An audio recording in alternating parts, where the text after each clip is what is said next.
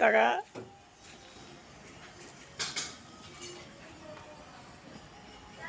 they start দে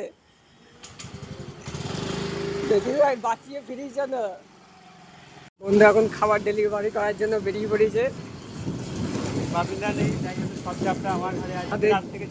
আমাদের যে manager সেই ম্যানেজার না থাকায় আজকে ম্যানেজারের ভাইকে যেতে হচ্ছে দূর সম্পর্কের ভাই এটা এই যে